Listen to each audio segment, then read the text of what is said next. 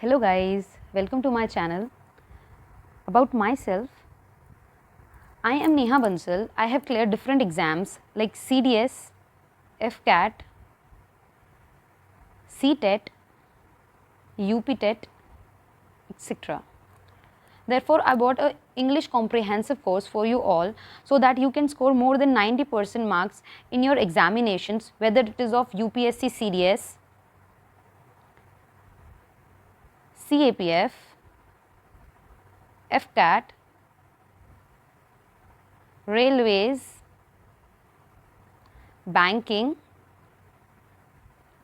Delhi police और any state TET. और मेरा ये सेशन उन बच्चों के लिए भी बहुत इफ़ेक्टिव है जो कि स्कूल टाइम में ही अपने ग्रामर को स्ट्रॉन्ग करना चाहते हैं, जिससे कि उनको फ्यूचर में जाके कोई प्रॉब्लम ना हो। सो मैं चाहती हूँ कि वो बच्चे मेरी वीडियो देखें और अभी से अपनी इंग्लिश को स्ट्रॉन्ग कर लें और आगे के लिए अभी से तैयारी करने शुरू कर दें। जैसे कि आप जानते हैं कि हमारी जो प्रीवियस क्लास थी वो आर्टिकल्स की थी। मैंने उसमें आपको आर्टिकल्स बहुत ही डिटेल में और बहुत ही अच्छे से समझाया। आई होप कि आपको बहुत अच्छे से समझ भी आया होगा। सो आज की हमारी क्लास रहेगी नाउन्स। सो नाउन क्या होता है? नाउन हम बचपन से पढ़ते आ रहे हैं कि नाउन क्या होता है। Noun is the name of a person, place, animal, thing, emotion, etc. जो भी चीज़ें हैं, किसी भी चीज़ का जो नाम होता है, बेसिकली जो हमारा नाउन होता है, it is a naming word. It is a naming word मतलब ये हमें किसी भी चीज़ के नाम के बारे में बताता है कि उसका एग्जैक्टली नाम क्या है, वो किस चीज़ से जानी जाती है। जैसे कि राम हो गया, पेन हो गया, डॉक्टर हो गया, ताजमहल हो गया, है ना, लव हो गया, हैप्पी हो गया। तो ये सब हमारे क्या होते हैं? नेमिंग वर्ड्स होते हैं, जिनको हम क्या बोलते हैं? नाउन बोलते हैं। ओके फाइन, नाउन हमें समझ में आ गया नाउन क्या होता है। अब आगे चलते हैं। Next is kinds of noun.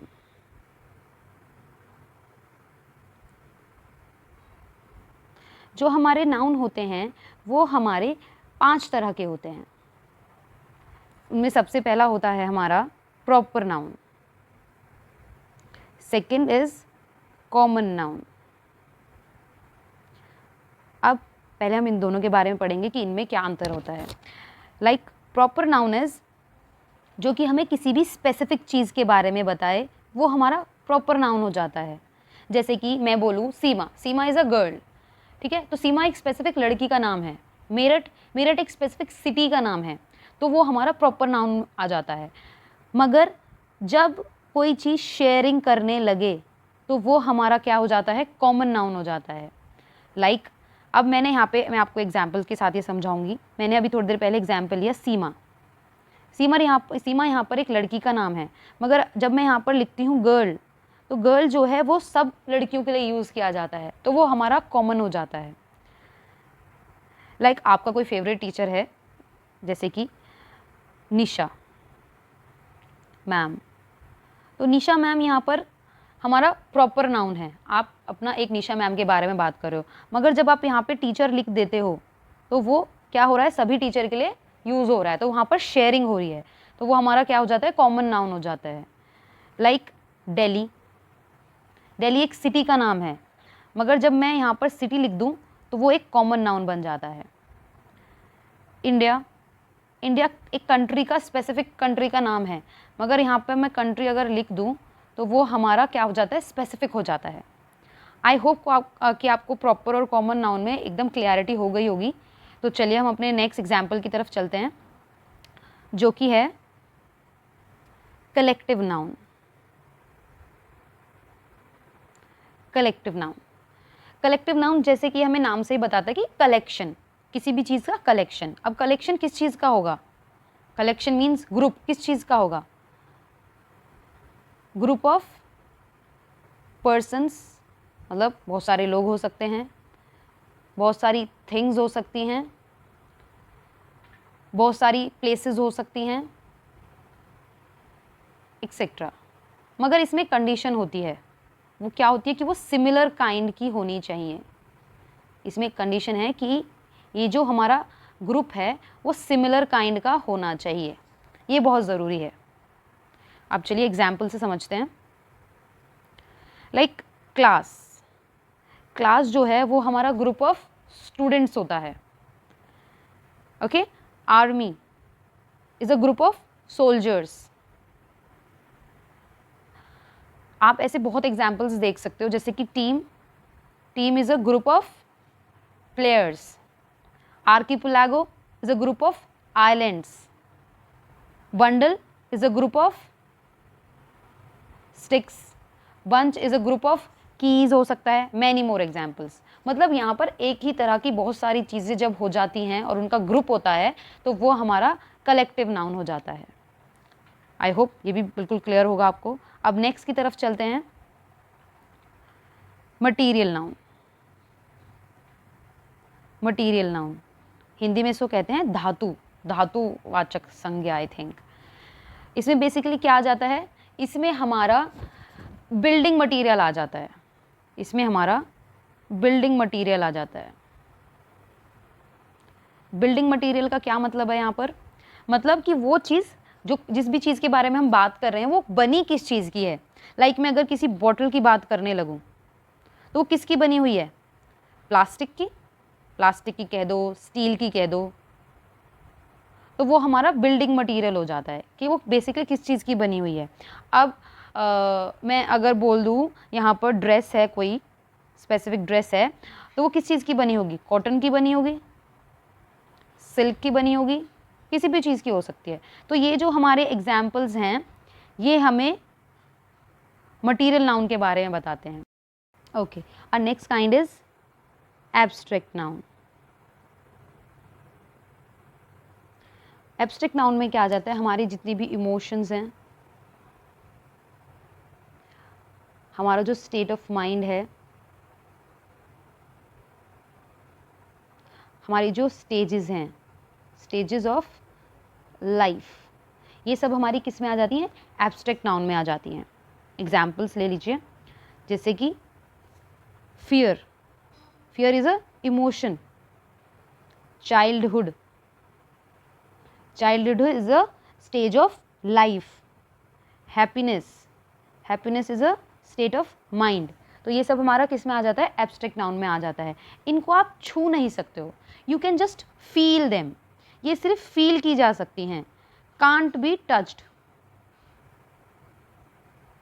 ऐसे भी आप पता कर सकते हैं कि ये जो हमारा कोई भी हमें वर्ड दिया गया है वो एब्स्ट्रैक्ट नाउन है या नहीं। उनको आप सिर्फ फील कर सकते हो, आप उनको टच नहीं कर सकते हो।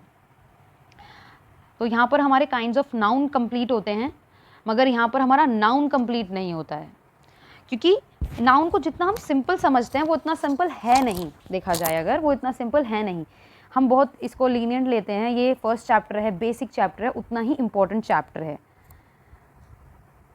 चलिए, तो अब इसमें भी कुछ रूल्स हैं जो कि अगर हम ना समझें, हमें ना पता हो, तो हम नाउन को भी गलत कर सकते हैं। इतना सिंपल चैप्टर होते हुए भी हम इसको गलत कर सकते हैं। तो चलिए उन रूल्स के बारे में जान लेते हैं। रूल नंबर 1 कि जो हमारा मटेरियल नाउन है वो कभी भी, नेवर एवर, वो प्लूरल में नहीं चलता है, वो as a plural form use नहीं किया जाता है। अब ये तो नहीं कि हम ब्रिक्स नहीं लिख सकते, बिल्कुल लिख सकते हैं ब्रिक्स। अगर हम नॉर्मली यूज़ कर रहे हैं तो ब्रिक्स इज़ करेक्ट, मगर जब हम उसको सेंटेंस में यूज़ करते हैं तो वो ऑटोमेटिकली वहीं पे हमारा क्या हो जाता है, करेक्शन हो जाता है। लाइक एग्जाम्पल ले लीजिए, my house is made up of red bricks. अब अगर हम इसे वैसे देखें तो बिल्कुल अच्छा लग रहा है, बिल्कुल कोई प्रॉब्लम नहीं है भाई, बहुत सारी ईंटों से मिलकर बना है हमारा घर, तो हम इसलिए ब्रिक्स यूज़ कर रहे हैं। मगर यहाँ पर यही हमारा करेक्शन है, दिस एस इज़ रॉन्ग। हम अपना मटेरियल नाउन कभी भी प्लूरल फॉर्म में नहीं लेते हैं while using it in a sentence. Example, एक और एग्जाम्पल से समझते हैं इसको। Taj Mahal is made up of white marble. अब यहाँ पे हमने मार्बल बोला है, तो कई बच्चे सोचेंगे एक मार्बल से थोड़े ना बना है, वो तो बहुत सारे मार्बल से बना है, तो यहाँ पे मार्बल्स होना चाहिए। नहीं, मटेरियल नाउन कभी भी हमारा प्लूरल फॉर्म में नहीं यूज़ होगा। हम इंग्लिश अच्छी लगने, साउंड अच्छा कर रही है, बिल्कुल सही साउंड कर रही है, ऐसे इस तरह से नहीं हमारा इंग्लिश होता है। इंग्लिश हमारा रूल्स के बेसिस पे होता है, जो कि बहुत ही ज़रूरी है हमें जानने और फॉलो करने। इसलिए मैं यहाँ पर आपके लिए रूल्स लेकर आई हूँ अलग से, जिससे कि आप इस चीज़ को बहुत अच्छे से समझ सकें। तो यहाँ पर हमें क्या नोट करना है कि जो हमारा मटेरियल नाउन है वो कभी भी प्लूरल नहीं होगा, वो प्लूरल हो ही नहीं सकता। अगर हम उसे इंडिविजुअली यूज़ कर रहे हैं तो वो प्लूरल हो सकता है, मगर जब हम उसे सेंटेंस में यूज़ कर रहे हैं तो वो प्लूरल नहीं होगा। ओके, आई होप ये आप सभी को क्लियर है। चलिए नेक्स्ट रूल की तरफ चलते हैं। रूल 2, हमारा रूल 2 क्या बोलता है? हमारा रूल 2 बोलता है कि जो हमारा प्रॉपर नाउन है, प्रॉपर नाउन जो फर्स्ट था, वो क्या बन जाता है? Becomes a common noun. क्या बन जाता है? वो कॉमन नाउन बन जाता है। कॉमन नाउन जो हमारा सेकंड था, if it is used in plural form. अगर हम उसको प्लूरल फॉर्म में यूज करेंगे तो वो हमारा कॉमन नाउन बन जाएगा। क्या कॉमन नाउन बन जाएगा? हमारा प्रॉपर नाउन जो है, अगर हम उसको प्लूरल फॉर्म में यूज करते हैं तो वो हमारा कॉमन नाउन बन जाता है। चलिए इसको एग्जाम्पल से हमें और अच्छे से समझ में आ जाएगा। ओके, अगर मैं लिखूं there are 2 Mohan in our class, और एक मैं लिखती हूँ there is Mohan in our class, तो क्या ये दोनों सेंटेंसेस सही हैं? आप बोलोगे कि बिल्कुल सही है, इनमें कोई प्रॉब्लम नहीं है, 2 मोहन हैं और मोहन है। बट हमारा रूल बोलता है कि जब भी हम किसी भी प्रॉपर नाउन को, यहाँ पर हमारा मोहन क्या है? यहाँ पर हमारा मोहन प्रॉपर नाउन है, क्योंकि एक स्पेसिफिक मोहन के बारे में बात कर रहे हैं हम। मगर अब ये जो मोहन है वो शेयर हो गया है 2 लोगों में, तो क्या वो हमारा प्रॉपर नाउन रहा? नहीं। तो यहाँ पर 2 करेक्शन है। एक तो ये कि वो मोहन ना रहकर मोहन्स बन जाएगा, और एक ये कि अब ये प्रॉपर नाउन नहीं है, ये क्या बन चुका है? हमारा कॉमन नाउन बन चुका है। तो इसमें यही बहुत इंपॉर्टेंट बात थी जो हमें जाननी थी।